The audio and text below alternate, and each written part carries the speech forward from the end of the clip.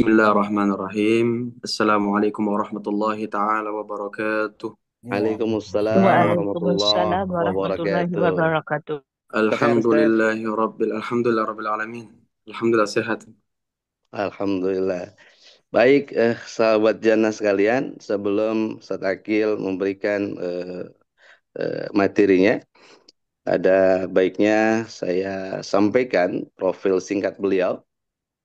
Ya, beliau Muhammad Akil Palembang, lahir di Makassar 11 Januari 2000. Kemudian lewat pendidikan alumnus dari Mahat Pondok Pesantren An-Nahlah Makassar. Kemudian juga alumnus dari pesantren Ma'had Tahfidzul Quran Nur eh, Makassar juga. Kemudian Al-Azhar Kairo. LC Ustaz ya. Lisan Alhamdulillah. Ustaz. Alhamdulillah. Alhamdulillah lisan. Kemudian saat ini juga masih menempuh S2 di Dirasa Aulia Al-Azhar Kairo. So Ustaz, Udah mulai, Pak? Alhamdulillah. Fadal Ustaz. Al-Waqt Baik. Mashkura.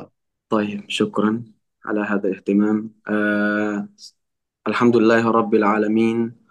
وبه نستعين على أمور الدنيا والدين والصلاة والسلام على سيد المرسلين سيدنا ومولانا محمد وعلى آله وصحبه أجمعين أما بعد. Hadirin jamaah yang dimuliakan Allah Subhanahu wa taala. Alhamdulillah Allah Subhanahu wa taala masih memberikan kita nikmat untuk kita bisa berkumpul bertatap muka di tempat yang penuh mubarakah ini melalui at-tawasul ijtimai atau melalui Zoom yang kita bisa gunakan untuk kemaslahatan agama kita yaitu dengan ngaji. Alhamdulillahirabbil alamin. Ini merupakan sebuah keberkatan buat kita yang Allah Subhanahu wa taala kasih kepada kita. Untuk itu kita mensyukuri apa yang Allah Subhanahu wa taala sudah berikan. Sebab Allah Subhanahu wa taala mengatakan, "La in syakartum la azidannakum wa la in kafartum inna adzabi lasyadid." Jika hambaku bersyukur maka aku tambahkan nikmatnya, tetapi jika hambaku kufur sesungguhnya adabku sangat-sangatlah pedih. Jemaah yang dimuliakan Allah Subhanahu wa taala. Sebelum kita membahas tema pada pagi hari ini, yaitu adalah membahas kajian tafsir surah Al-Fatihah, di sini ada beberapa perlu yang saya sampaikan, yaitu adalah tentang pertanyaan kemarin tentang asbabun nuzul daripada ayat kursi. Jadi ada yang bertanya, apakah ayat kursi memiliki asbabun nuzul atau tidak? Bapak Ibu yang dimuliakan Allah, perlu kita mengetahui bahwasanya ayat Al-Quran itu ada yang Allah Subhanahu wa Ta'ala turunkan karena sebab atau kejadian pada Nabi Sallallahu Alaihi Wasallam. Ada yang Allah Subhanahu wa Ta'ala turunkan ayat tanpa ada sebab atau kejadian yang ada pada Nabi kita. Oleh karenanya, Syekh Ibnu Utsaimin dalam kitabnya Al-Usul Fit Tafsir membagi dua ayat dalam Al-Quran, Bapak Ibu. Pertama adalah ayat ibtidai, yang kedua adalah al-ayah as-sababi. Ayat ibtidai adalah malam yataqaddam nuzul, yaitu adalah ayat yang dimana Allah Subhanahu wa taala menurunkan surah tersebut atau ayat tersebut tanpa ada sebab. Berbeda dengan ayat sababi, yaitu adalah Allah Subhanahu wa taala menurunkan karena sebab kejadian. Bisa karena Allah Subhanahu wa taala menegur Nabi, bisa karena Allah Subhanahu wa taala menegur para sahabat Nabi sallallahu alaihi wasallam. Maka dua kategori ayat ini. Dan yang kebanyakan Bapak Ibu di dalam ayat Al-Qur'an itu sendiri 114 surah, kebanyakannya ayat-ayat yang Allah turunkan itu tidak ada asbabun nuzulnya. Bahkan Ibnu Utsaimin mengatakan ghalibun fi ayatul Quran. Kebanyakan dalam ayat Al-Quran tidak Allah Subhanahu wa taala turunkan tanpa sebab. Maka dari sini kita bisa mengambil kesimpulan apa saja ayat-ayat yang Allah Subhanahu wa taala turunkan tanpa sebab, yaitu seperti ayat-ayat yang bicara tentang akidah, seperti ayat-ayat yang bicara tentang sifat-sifat Allah, yaitu juga ayat yang dimana Allah bercerita tentang kejadian-kejadian masa lalu yang dimana terjadi sebelum datangnya Nabi Muhammad Sallallahu Alaihi Wasallam. Maka ayat ini turun tanpa ada sebab. Tujuannya apa? Tasliyatun Nabi. Hanya untuk menjelaskan atau memberikan kabar gembira untuk Nabi Shallallahu Alaihi Wasallam. Di mana pada saat itu terjadi Nabi Shallallahu Alaihi Wasallam dalam keadaan galau. Bisa jadi Allah Subhanahu Wa Taala menurunkan ayat yang kemudian hanya untuk sebagai obat penghibur kepada Nabi. Bahwasanya ujian cobaan yang dihadapi Nabi Muhammad telah pernah dilakukan, telah pernah dialami oleh nabi-nabi sebelumnya. Jamaah yang dimuliakan Allah Subhanahu wa taala. Begitu pula juga dengan suratul Fatihah. Al-Fatihah itu tidak memiliki asbabun nuzul. Satu-satunya surah juga yang memiliki keagungan, kemuliaan yang ada pada Allah Subhanahu wa taala, yaitu adalah surah Al-Fatihah. Timbul pertanyaan, mengapa suratul Fatihah berada di awalan Al-Quran? Sedangkan ayat yang pertama kali turun, yaitu adalah Iqra bismi rabbikal ladzi khalaq, sampai ke ayat kelima. Tapi dalam mushaf yang kita kenal, yang pertama kali muncul adalah Al-Fatihah. Maka para ulama menjawab dua hal. Pertama adalah ini masalah tauqifi, yaitu apa? Sesuatu yang sudah disepakati oleh para sahabat, yaitu Sayyidina Utsman ibn Affan, tatkala ketika memodifikasi Al-Quran, membukukan Al-Quran. Yang kedua, aturan susunan Al-Fatihah, Al-Baqarah, Ali Imran, dan setelahnya, itu merupakan anjuran, perintah dari Nabi Sallallahu Alaihi Wasallam. Jamaah yang dimuliakan Allah Subhanahu wa Ta'ala. Dalam kitab tafsir Baghawi, Al-Fatihah ini merupakan kategori turunnya surah ini turun. Itu adalah Makkiyah. Apa itu Makkiyah? Yaitu adalah surah yang Allah turunkan periode Mekah. Periode Mekah di sini ketika Nabi Sallallahu Alaihi Wasallam sebelum hijrah ke kota Madinah. Disitulah Allah Subhanahu Wa Taala menurunkan surah Al-Fatihah. Kalaupun ada riwayat yang mengatakan bahwasanya Al-Fatihah ini turun di Madinah, itu terjadi memang karena surah Al-Fatihah itu turun terjadi dua kali. Dan satu-satunya surah yang Allah Subhanahu wa taala muliakan dan sempurna satu kali turun yaitu adalah surah Al-Fatihah. Jamaah yang dimuliakan Allah Subhanahu wa taala. Surah Al-Fatihah ini turun setelah surah Al-Hijr di juz 14, di mana Allah Subhanahu wa taala berfirman tentang surah Al-Fatihah, "Walaqad atainaka sab'um minal mathani wal Qur'anil azim." Dan sungguh kami telah memberikan engkau Muhammad yaitu adalah sab'an minal mathani, yaitu Al-Fatihah sendiri, wal Qur'anil azim, dan Al-Qur'an yang agung. Maka surah ini adalah surah Makkiyah. Itu di mana Al-Hijr juga adalah Makkiyah. Artinya Allah Subhanahu wa taala ketika Nabi Shallallahu alaihi wasallam hijrah, turunlah surah tersebut. Dan surah ini Bapak Ibu, di antara keistimewaannya itu turun berdekatan waktunya dengan peristiwa Isra Mi'raj. Jadi Nabi Shallallahu alaihi wasallam ketika diperintahkan Isra Mi'raj, di saat itu turunlah surah Al-Fatihah. Lantas kemudian timbul pertanyaan, apa relevansi antara suratul Fatihah dengan peristiwa Isra Mi'raj? Taib. Maka jawaban para ulama, Isra Mi'raj peristiwa yang begitu agung dalam agama kita, di mana Nabi SAW diperintahkan untuk mendapatkan ibadah, yaitu adalah sholat. Sholat yang Allah hadiahkan sebagai bentuk ibadah seorang muslimin 5 waktu. Kemudian turunnya Al-Fatihah sebelum daripada peristiwa Isra Mi'raj, ini adalah relevansinya bahwasanya kita sholat perlu untuk membaca surah Al-Fatihah. Jamaah yang dimuliakan Allah Subhanahu wa taala. Surah Al-Fatihah ini masyhur dengan dua nama. Pertama adalah disebut Ummul Quran. Yang kedua juga disebut Sab'ul Mathani. Ummul Quran ini di dalam bahasa Arab itu bermakna adalah induknya Al-Quran atau ibu daripada Al-Quran. Mengapa kemudian disebut ibunya Al-Quran? Sebab kandungan dari semua Al-Quran dari 113 surah itu terangkum dalam surah Al-Fatihah ini. Kalaulah kita kemarin Bapak Ibu membahas tentang ayat kursi sebagai junjungannya ayat dalam Al-Quran, sebagai pemimpinnya ayat dalam Al-Quran, maka Al-Fatihah itu merupakan junjungannya, pemimpinnya surah di dalam Al-Quran. Hadirin yang dimuliakan Allah Subhanahu wa taala. Al-Fatihah juga disebut sebagai Sab'ul Mathani, sebagaimana dalam surah Al-Hijr tadi, yaitu adalah 7 ayat yang berulang-ulang. Apa maksud daripada 7 ayat yang berulang-ulang di sini? 7 ayat yang berulang-ulang di sini itu bermakna pertama adalah karena kita membaca surah Al-Fatihah itu berulang-ulang ketika kita melaksanakan sholat 5 waktu. Yang kedua, para ulama menjawab berulang-ulangan di sini ayat-ayat yang ada di dalam surah Al-Fatihah itu memberikan pelajaran bahwa setiap hamba hendak senantiasa memuji kepada Allah. Setiap hamba hendak mengabdikan dirinya kepada Allah. Setiap hamba hendak jihad di jalan Allah Subhanahu wa taala dan setiap hamba memohon dan meminta pertolongan kepada Allah Subhanahu wa taala dimanapun dan dalam keadaan apapun. Itulah kenapa Al-Fatihah terulang-ulang ayatnya yang disebut Sab'ul Mathani. Kesimpulannya jamaah yang dimuliakan Allah Subhanahu wa taala, keagungan surah Al-Fatihah ini begitu banyak nama. Dalam riwayat itu begitu banyak.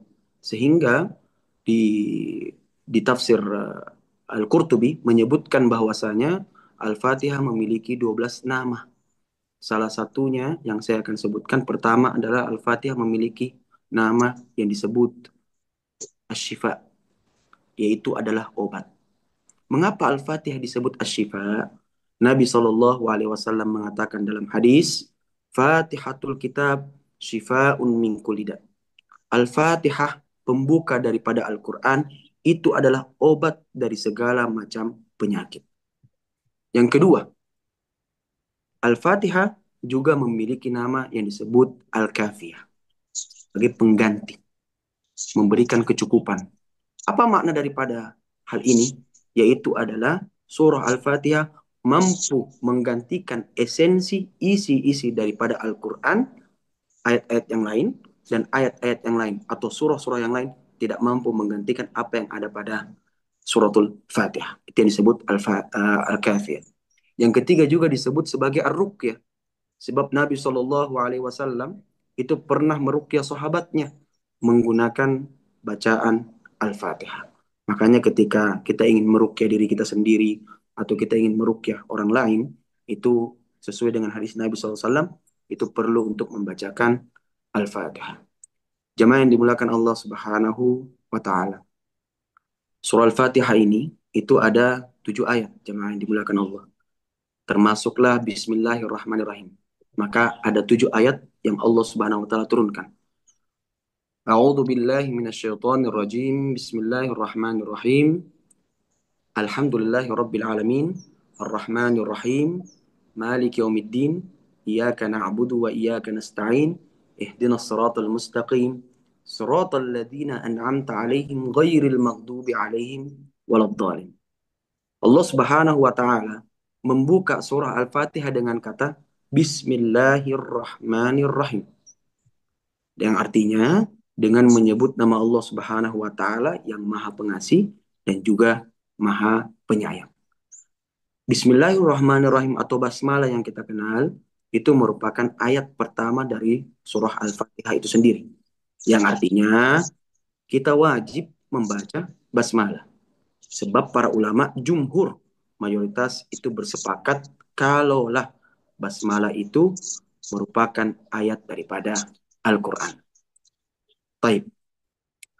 Adapun ulama yang tidak menganggap bahwasanya Al-Fatihah itu basmalah itu bukan bagian daripada Al-Fatihah, maka 7 ayatnya itu dibaca suratul ladzina an'amta 'alaihim, disitulah ayat ke-6. Ghairil maghdubi 'alaihim waladdallin, itu ayat ke-7. Itu sebagian ulama yang menganggap bahwasanya basmalah itu bukan bagian daripada Al-Fatihah. Makanya kalau kita di madhab Syafi'i itu perlu untuk atau wajib membaca basmalah, sehingga ketika kita tidak membaca basmalah langsung ke Alhamdulillahirrabbilalamin, bisa dipastikan kita batal sholatnya. Kenapa? Sebab membaca Al-Fatihah satu kesatuan dengan basmalah itu bagian daripada rukunnya sholat. Jamaah yang dimulakan Allah Subhanahu wa taala, cuma Imam Syafi'i yang mewajibkan bacaan Fatihah. Bahkan disebutkan dalam riwayat Nabi Shallallahu alaihi wasallam bersabda, "La salata bi Fatihatil Kitab." Tidak ada salat kecuali dia harus membaca Al-Fatihah. Artinya, wajib kita membaca surah Al-Fatihah dalam keadaan kita melaksanakan ibadah kepada Allah Subhanahu wa taala. Membaca Al-Fatihah dalam madhab kita, Al-Imam Syafi'i, itu wajib bagi imam dan makmum. Baik dalam sholat sirriyah. Apa itu sholat sirriyah? Sholat yang tidak dilantangkan bacaannya. Seperti sholat duhur, sholat asar. Ah, itu kita bisa atau wajib membaca Al-Fatihah.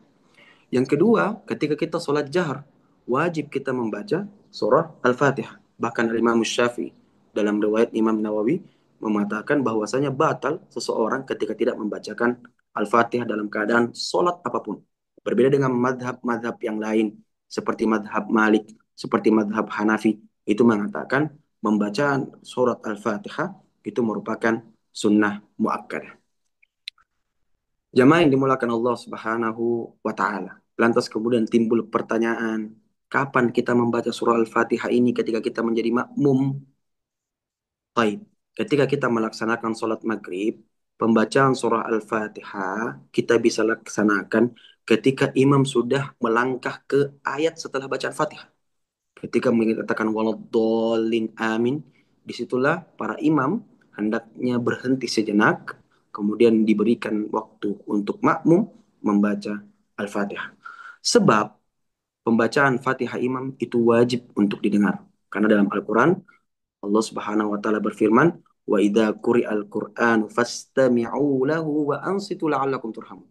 Ketika dibacakan Quran kepada kalian, fastami'ulah. Hendaklah kita ini semuanya mendengarkan. Agar apa? Allah Subhanahu wa taala merahmati kita. Jemaah yang dimulakan Allah Subhanahu wa taala. Kalaulah kita membahas misalkan ayat pertama daripada surah Al-Fatihah yaitu basmalah, tentunya ini memiliki banyak makna dan banyak tafsir terhadap masalah basmalah ini. Namun pada dasarnya kita bisa mengambil kesimpulan, kita bisa mengambil kesunahan. Kita dianjurkan Bapak Ibu dalam mengawali apapun aktivitas kita, hendaknya kita membaca Bismillahirrahmanirrahim. Dengan nama Allah yang Maha Pengasih, lagi Maha Penyayang. Tatkala ketika misalkan kita melupakan aktivitas, melupakan doa yang kita ingin baca dalam beraktivitas, maka kita bisa menggantinya dengan pembacaan Bismillahirrahmanirrahim. Seperti misalkan keluar rumah, seperti misalkan kita berkendara, seperti kita misalkan mau minum, mau duduk, dan semacamnya, hendaklah kita mengawali hal tersebut dengan membaca Bismillahirrahmanirrahim. Sebab Bapak Ibu yang dimuliakan Allah Subhanahu wa taala, seringkali di dalam Al-Qur'an itu segala aktivitas manusia itu hendak dengan menyebut nama Allah. Seperti misalkan dalam surah Al-An'am, Allah Subhanahu wa taala berfirman, "Fakulu mimma dzukira smullahi alaihi in kuntum bi ayati mu'minin." Maka makanlah dengan mengingat nama Allah Subhanahu wa taala. Artinya kita makan perlu mengingat Allah Subhanahu wa taala. Surah yang ayat yang pertama kali turun, Iqra bismi rabbikal ladzi khalaq. Bacalah Muhammad, bacalah dengan nama Tuhanmu yang menciptakan. Maka dari sini kesimpulannya, Bapak Ibu yang dimuliakan Allah Subhanahu wa taala, hendaknya kita memulai segala aktivitas apa yang kita lakukan, rutinan yang kita lakukan itu dengan memperbanyak mengucap nama Allah Subhanahu wa taala yaitu Bismillahirrahmanirrahim. Sebab Bapak Ibu yang dimuliakan Allah, membaca basmalah dengan rutinan-rutinan atau aktivitas yang kita lakukan itu Allah Subhanahu wa taala memberikan kemuliaan terhadap rutinan tersebut. Allah Subhanahu wa taala memberikan pahala terhadap pekerjaan kita sebab diawali dengan Bismillahirrahmanirrahim. Rasul Shallallahu Alaihi Wasallam dalam riwayat yang sahih mengatakan, "Kullu amrin dibalin la yubda'u fihi illa bi Bismillahirrahmanirrahim." Segala sesuatu, segala urusan manusia itu tidak afdol kalau dia tidak mulai dengan Bismillahirrahmanirrahim. Kalau dia tidak mulai dengan Bismillahirrahmanirrahim, fahuwa aqta wa ajzam wa abtar. Dianggap sebagai hal yang rugi, dianggap sebagai hal yang terpotong, dianggap sebagai hal yang sia-sia. Maka pentingnya kita mengawali setiap hari yang kita lakukan, apapun. Kalaulah kita tidak bisa menghafal doa-doa yang diajarkan oleh Rasul Shallallahu Alaihi Wasallam, doa misalkan keluar rumah, maka kita bisa mengawal dengan Bismillahirrahmanirrahim. Misalkan juga Bapak Ibu yang dimuliakan Allah, kita ingin makan, kemudian kita tidak tahu doa makan, maka Nabi SAW mengajarkan kepada kita untuk memulainya dengan Bismillahirrahmanirrahim. Sebab Bapak Ibu, segala aktivitas termasuk makan, misalkan makan yang kita lakukan tanpa disebut nama Allah di situ, itu dianggap syaitan ikut makan makanan kita. Di dalam hadis Nabi Shallallahu Alaihi Wasallam mengatakan, Inna syaitan la yastahillu ta'ama liman lam yadkurismallahi alaih.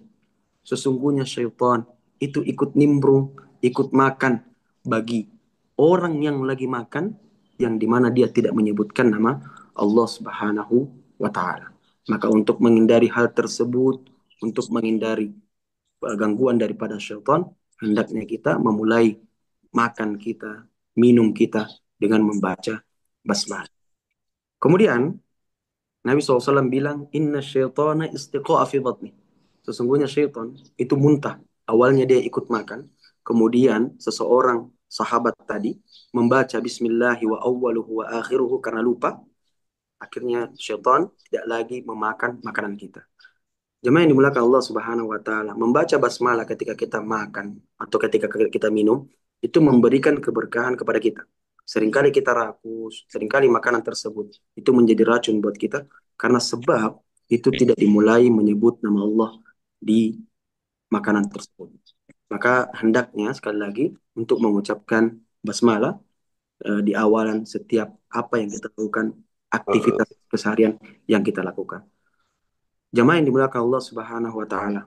Oleh karena itu, hukum membaca basmalah pada umumnya itu adalah tergantung pada kondisinya, yaitu dianjurkan, disunnahkan dalam hal-hal yang baik, disunnahkan dalam hal-hal kebiasaan kita. Tetapi membaca basmalah juga haram ketika kita menempatkan kepada sesuatu yang haram. Kita minum sesuatu yang haram kemudian dimulai dengan basmalah, maka membaca basmalah juga sesuatu yang haram. Maka di dalam basmalah ini Bapak Ibu yang dimuliakan Allah itu terdapat dua sifat Allah Subhanahu wa taala. Kalau kita melihat Bismillahirrahmanirrahim.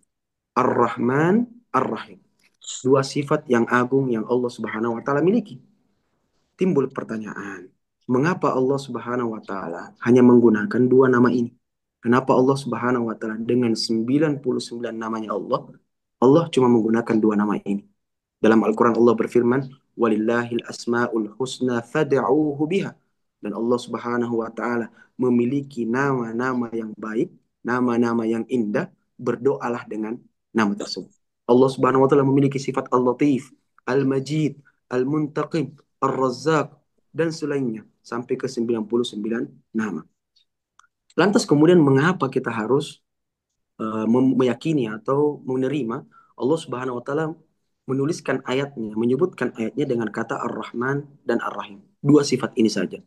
Maka dua sifat ini saja Bapak Ibu yang dimuliakan Allah itu merupakan kata para ulama adalah akar dari segala kemaslahatan, akar dari segala kebaikan. Jadi semua yang ada pada dunia dan ada yang ada di akhirat itu semua karena rahmat Allah Subhanahu wa taala. Tidak lepas daripada kasih sayang Allah Subhanahu wa taala. Kalau kita lihat kata dari Rahman dan Rahim ini satu akar kata yang bermakna adalah kasih sayang. Dasarnya adalah memberikan kasih sayang dari Allah Subhanahu wa taala untuk kepada hambanya. Nah, dari kedua lafaz ini lahirlah makna kasih sayang yang terus-menerus yang Allah berikan kepada seorang hambanya.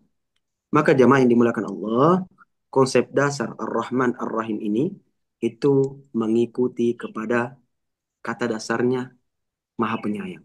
Allah Subhanahu wa taala memiliki sifat Maha Penyayang.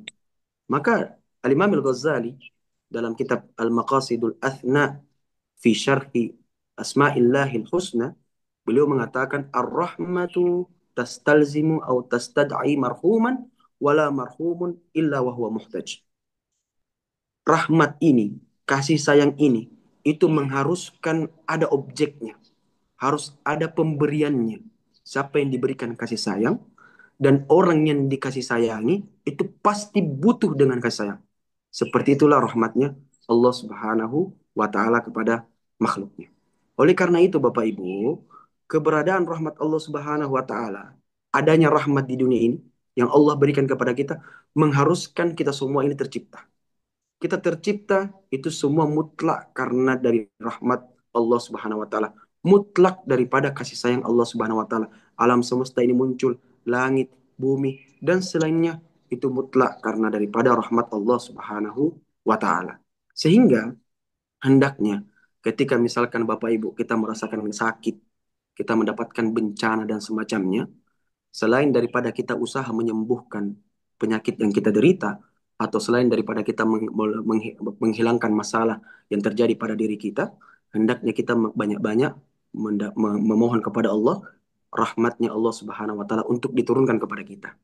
Itulah kenapa Imam Al-Haddad mengatakan, ala yallah binadrah minal ainir rahimah tudawi kullama bi min amradin saqimah. Bahwasanya hanya dengan pandangan rahmatnya Allah lah penyakit yang kita derita Allah Subhanahu wa taala sembuhkan.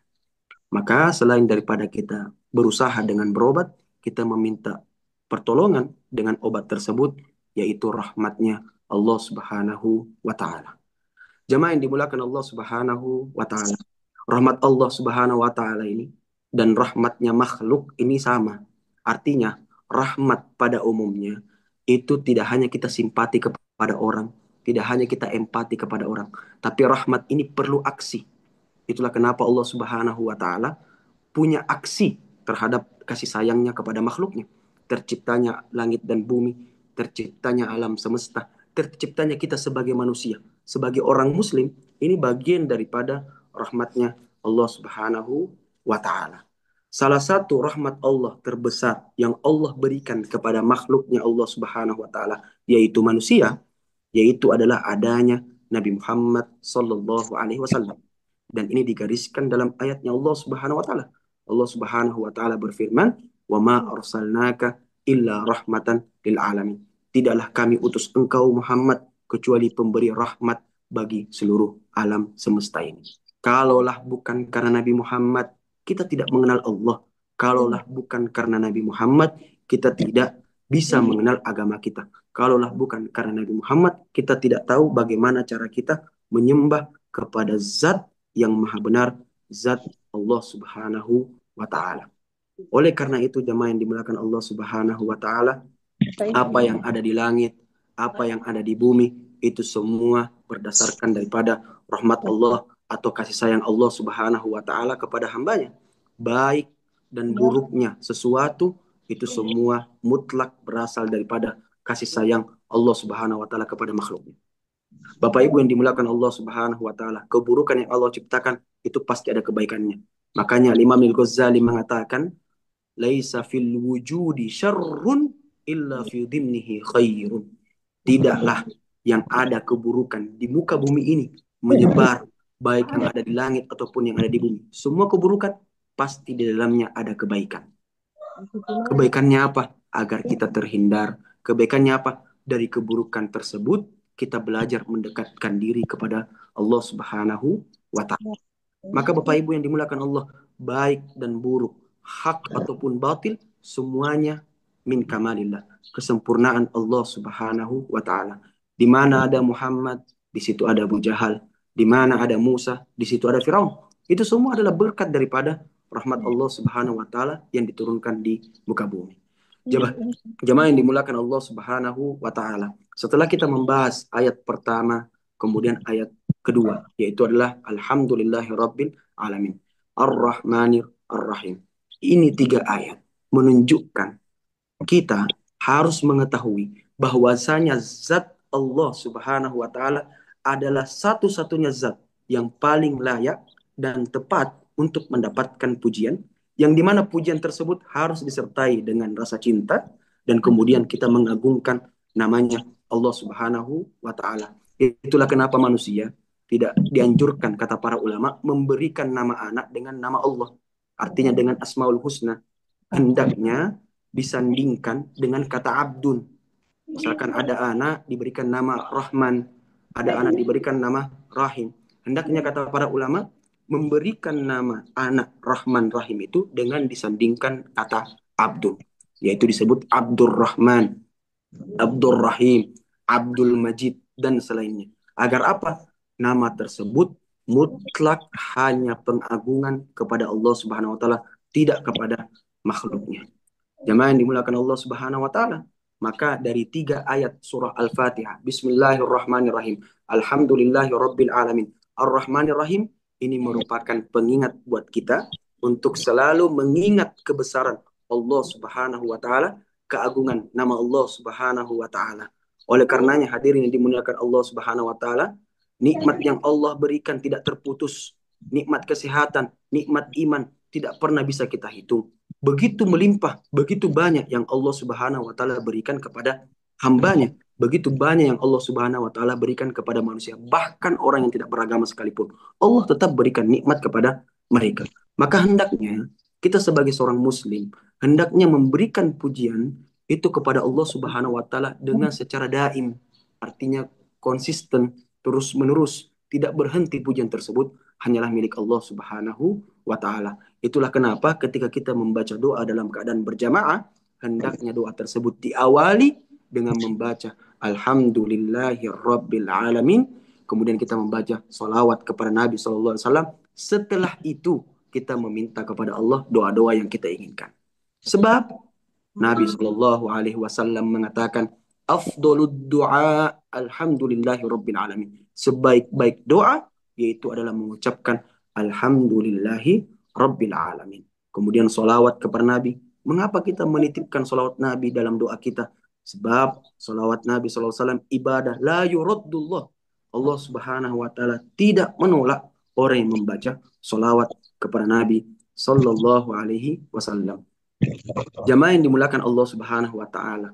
Di dalam ayat Al-Qur'an tadi yang kita baca alhamdulillahirabbil alamin. Kata hamdalah itu sendiri itu adalah sesuatu kata yang dianjurkan untuk kita membacanya di berbagai macam aktivitas juga selain daripada basmalah. Dan tidak sah sesuatu ketika kita tidak mengucapkan alhamdulillah tersebut. Seperti misalkan kita khutbah Jumat, wajib seorang khatib membaca alhamdulillahirabbil alamin. Khutbah nikah, bersin, dianjurkan membaca bismillah alhamdulillahirabbil alamin. Tatkala ketika kita keluar dari WC, kita lupa. Nabi SAW mengajarkan orang yang keluar dari WC doanya adalah gufranak. Maka doa yang diganti kalau kita nggak hafal, kita bisa membaca alhamdulillahi rabbil alamin. Oleh karenanya juga bacaan hamdalah ini saat mengawali atau mengakhiri doa itu kita dianjurkan membaca alhamdulillahi rabbil alamin. Ketika kita mendapatkan nikmat, ketika kita terhindar daripada bencana, maka itu kita membaca alhamdulillahi rabbil alamin. Ketika misalkan salah satu dari keluarga kita ada yang meninggal, orang yang kita sayangi telah mendahului kita, maka dalam hadis hendaknya juga kita mengucapkan alhamdulillahi rabbil alamin, kemudian istirja, mengucapkan inna lillahi wa inna ilaihi rajiun. Ini mungkin ilmu yang sebagian orang tidak tahu, bahwasanya kalau ketika orang meninggal itu sebaiknya kita mengatakan alhamdulillahirabbil alamin, kemudian istirja, yaitulah innalillahi wa inna ilaihi rajiun. Sebab apa? Di dalam hadis Nabi SAW mengatakan bahwasanya Allah Subhanahu wa taala akan membangunkan rumah yang disebut Baitul Hamdi, rumah pujian, bagi orang yang ketika dalam keadaan kena bencana, musibah, kematian dan semacamnya mengucapkan alhamdulillah, kemudian mengucapkan innalillahi wa inna ilaihi rajiun. Dalam hadis qudsi jamaah yang dimuliakan Allah, Allah Subhanahu wa taala berfirman, Allah bertanya kepada malaikat, "Mada qala 'abdi?" Apa yang dilakukan hambaku? Apa yang dikatakan hambaku? Kemudian malaikat mengatakan, fayaqulun hamidaka wastarja. Ya Allah, hambamu ini yang lagi kena kematian, yang lagi kena musibah, memuji kepada Engkau ya Allah, kemudian mengucapkan innalillahi wa inna ilaihi rajiun. Apa yang Allah jawab? Ubnu 'alaiha baitan li'abdi. Bangunkan rumah di dalam surga bagi hambaku yang mengucapkan hal tersebut. Wasammuhu baital hamdi. Berikan nama rumah tersebut yang mengucapkan alhamdulillah kemudian innalillah disebut rumah pujian. Bapak Ibu yang dimuliakan Allah Subhanahu wa taala, untuk menghindari ketidaksalahpahaman, kita mengucapkan orang yang lagi berduka dengan alhamdulillah. Harusnya ucapan alhamdulillah ini itu kita ucapkan untuk diri kita sendiri. Tidak kita ucapkan kepada orang yang memberikan kabar duka dan semacamnya, supaya tidak menyakiti hati. Yang kedua kata Nabi, kalau kita mengucapkan alhamdulillah ketika ada orang yang mendahului kita wafat, itu kita meyakini bahwa orang yang wafat itu adalah orang yang baik. Orang yang wafat itu adalah orang yang memang rajin dalam hal ibadah. Orang yang sudah diberikan nikmat oleh Allah Subhanahu wa taala. Maka kita kalau melihat seorang hamba yang soleh kemudian dia diwafatkan oleh Allah, hendaknya kita mengucapkan alhamdulillahi rabbil alamin. Setelah itu mengucapkan inna lillahi wa inna ilaihi rajiun. Jamaah yang dimuliakan Allah Subhanahu wa taala. Di antara kemujizatan Al-Quran, Bapak Ibu, kalau kita melihat dari kata Alhamdulillahi Rabbil Alamin, bagi Bapak Ibu yang pernah belajar gramatikal Arab atau disebut ilmu Nahwu, kata Alhamdu itu adalah isim. Apa itu isim? Adalah sebuah pernyataan. Beda dengan fi'il, Bapak Ibu. Seandainya Allah Subhanahu wa taala mengatakan ahmadukah, maka pujian Allah terkait oleh waktu. Sedangkan Al-Quran mengatakan alhamdu, yaitu adalah isim, sebuah pernyataan yang tidak terikat oleh waktu. Di sini bisa mengambil kesimpulan bahwasanya Allah Subhanahu wa taala merupakan satu-satunya zat yang pantas dipuji dalam keadaan apapun di berbagai macam tempat. Jamaah yang dimulakan Allah Subhanahu wa taala, itulah bentuk daripada kemujizatan Al-Qur'an sendiri dari segi bahasa. Makanya kenapa orang-orang kafir Quraisy tatkala ketika mendengarkan Al-Qur'an mengatakan kada qalbi ayatir, seakan-akan hatiku lagi terbang karena mengetahui frasa keindahan daripada Al-Quran itu sendiri. Jemaah yang dimuliakan Allah Subhanahu wa taala. Di ayat ketiga Ar-Rahmanur Rahim terjadi pengulangan sifat Allah Subhanahu wa taala yang Maha Pengasih dan juga Maha Penyayang. Lantas kemudian timbul pertanyaan, mengapa Allah Subhanahu wa taala mengulang-ulang sifatnya? Pertama di ayat pertama Bismillahirrahmanirrahim, di ayat kedua, di ayat ketiga mengatakan Ar-Rahmanu Ar-Rahim, Ar-Rahmanir-Rahim. Maka Syekh Mutawalli Sya'rawi dalam kitab Khawatirnya itu menjelaskan pengulangan mengapa Allah mengulang dua sifat yang agung ini. Bahwasanya Ar-Rahmanur Rahim terjadi pengulangan dalam surah Al-Fatihah memberikan penegasan bahwa Allah Subhanahu wa taala yang memelihara langit dan bumi dan satu-satunya zat yang tidak pernah menerima imbalan apapun dari hambanya. Allah Subhanahu wa taala memberikan kasih sayang cuma-cuma kepada hambanya. Sehingga Allah Subhanahu wa taala tidak meminta kita, yang ada adalah kita yang meminta pada Allah Subhanahu wa taala. Makanya Bapak Ibu yang dimuliakan Allah Subhanahu wa taala, kalaulah manusia menyembah seluruh apa yang dilarang oleh Allah Subhanahu wa taala, tidak mengurangi zatnya Allah sebagai zat yang harus disembah. Makanya disebutkan dalam hadis qudsi, Allah Subhanahu wa taala berfirman, "Ya ibadi, law anna awwalakum wa akhirakum min insikum wa jinnakum atqa ala qalbi rajulin wahid ma zada fi mulki syai'an." Seandainya dari awal pertama kali manusia diciptakan sampai terakhir, baik itu manusia ataupun jin, mereka semua beribadah di hadapan Allah, mereka semua mengimani Allah, kata Allah apa? Tidak akan menambah kekuasaanku, tidak akan menambah kerajaanku. Sosok Allah Subhanahu wa taala, zat, sekalipun semua hamba, semua ciptaannya tidak mengimani Allah Subhanahu wa taala, Allah Subhanahu wa taala tetap Tuhan. Itulah kenapa kata Allah Subhanahu wa taala, "Ya ibadi, seandainya kalian semua tidak menyembah Allah Subhanahu wa taala, tidak mengimani Allah, tetap tidak mengurangi kerajaan kekuasaan Allah Subhanahu wa taala." Jamaah yang dimuliakan Allah Subhanahu wa taala. Eh, Kemudian di ayat keempat Allah Subhanahu wa taala berfirman, Maliki yaumiddin. pemilik hari pembalasan, raja pada hari pembalasan. Dari ayat keempat ini kita bisa dapat tafsirkan bahwasanya ada pada ayat yang lain, yaitu yang ada pada surah Al-Infitar. Apa sih yang disebut hari pembalasan ini? Dalam surah Al-Infitar, Allah Subhanahu wa taala berfirman, "Wa ma tsumma ma adraka yaumuddin, yauma la tamliku nafsun li nafsin syai'a wal amru yauma idzilillah." Tahukah engkau Muhammad apa hari pembalasan itu? Kemudian Allah Subhanahu wa taala menjawab, "Yauma la tamliku nafsun li nafsin syai'a wal amru yauma idzilillah." Pada hari itu seseorang tidak punya kekuatan. Pada hari itu seseorang tidak punya daya sedikit pun untuk menolong saudaranya, menolong bapaknya, menolong ibunya. Pada hari itu Allah Subhanahu wa taala satu-satunya zat yang memiliki kekuasaan. Wal amru yauma idzilillah. Sisa kita pertanggungjawabkan apa yang telah kita lakukan selama di dunia.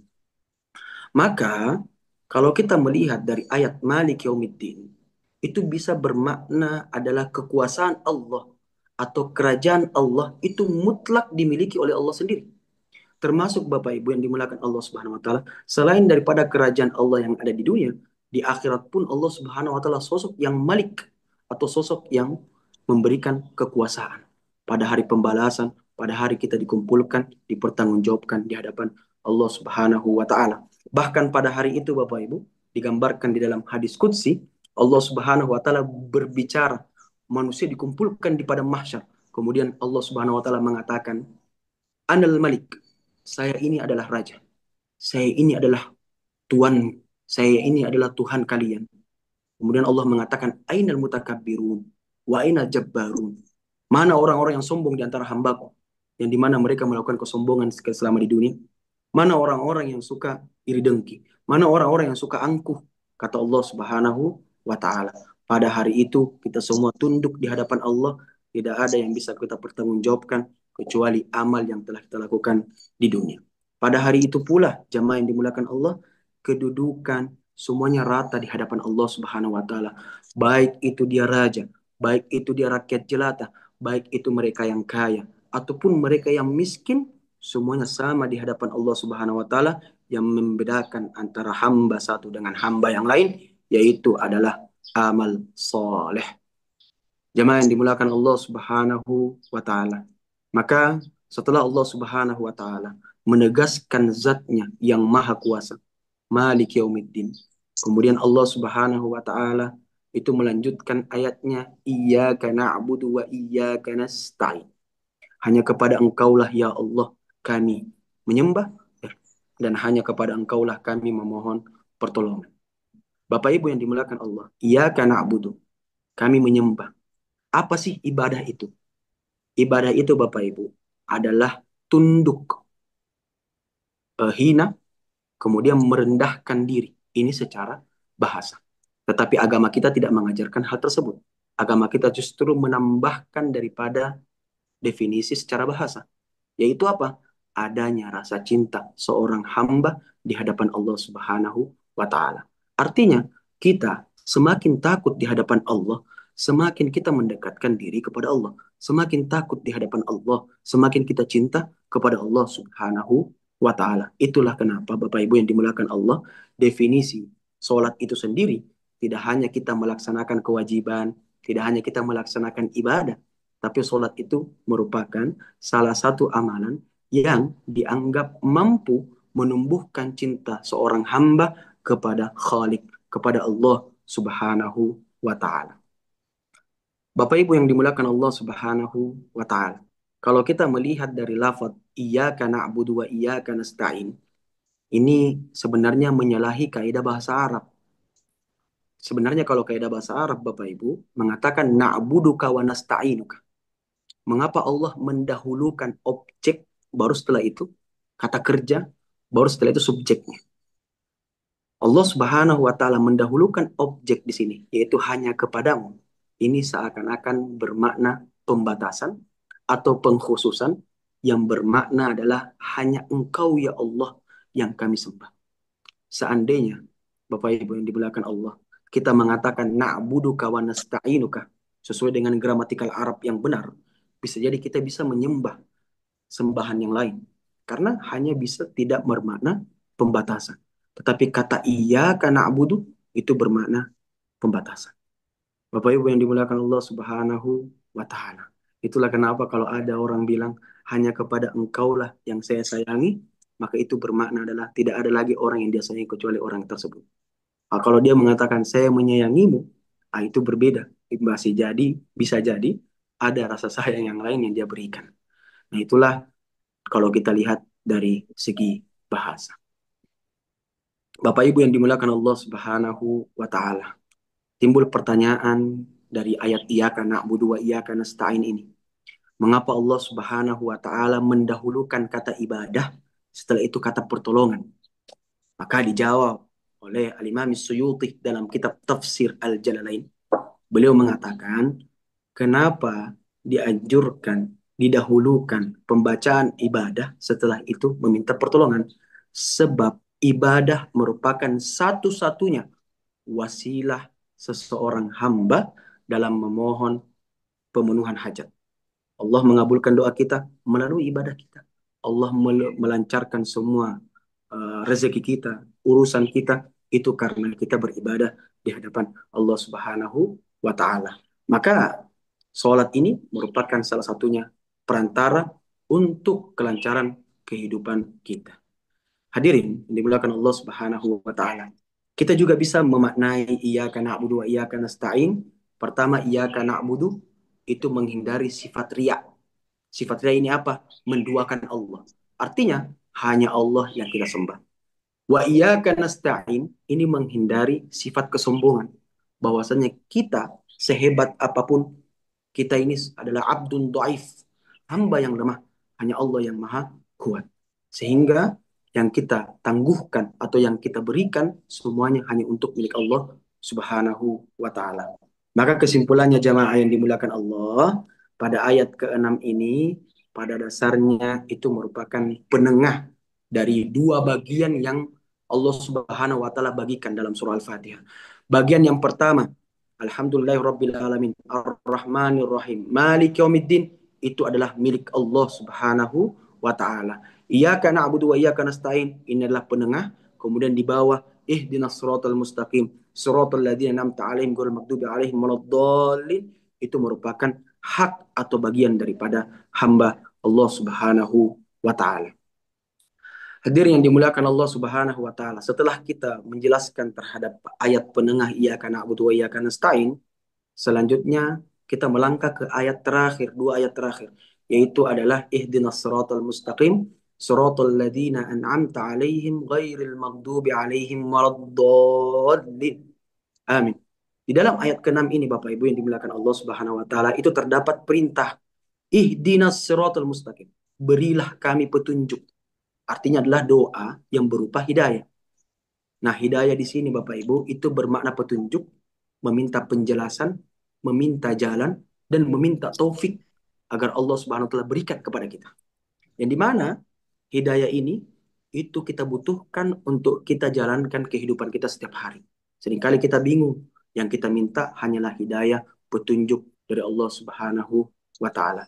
Bapak Ibu yang dimuliakan Allah, kalau kita berbicara tentang hidayah, ini banyak sekali definisinya, tapi saya memilih definisi yaitu hidayah itu adalah Allah Subhanahu wa Ta'ala memberikan petunjuk kepada seorang hamba dan hamba menerimanya secara terbuka dan hamba menerimanya secara lapang dada untuk meyakini apa-apa yang Allah Subhanahu wa Ta'ala kasih, apa-apa yang Allah Subhanahu wa Ta'ala ajarkan kepada Nabi, yang Nabi ajarkan kepada kita semua. Maka Bapak Ibu, cara kita meraih hidayah ini banyak sekali. Banyak pintunya. Termasuk dikatakan para ulama, ada beberapa jalur yang kita bisa dapat atau kita bisa raih hidayah tersebut. Misalkan seperti ibadah, amal, ilmu, mujahadah, kemudian kita bersedekah dengan ikhlas dan tulus, kemudian terakhir adalah kita berdoa kepada Allah Subhanahu wa Ta'ala. Ini merupakan jalur-jalur ibadah. Artinya Bapak Ibu yang dimuliakan Allah Subhanahu wa Ta'ala, ketika kita sudah tidak bisa lagi memberikan petunjuk seseorang yang kita sayangi dengan tutur kata, anak-anak kita nasihati dan semacamnya, maka banyak cara yang kita bisa lakukan agar orang-orang yang kita sayangi itu mendapatkan hidayah, Orang-orang yang kita sayangi itu mendapatkan petunjuk dari Allah Subhanahu wa taala. Termasuk Bapak Ibu yang dimuliakan Allah, itu kita banyak mendoakan anak-anak kita banyak mendoakan keluarga kita.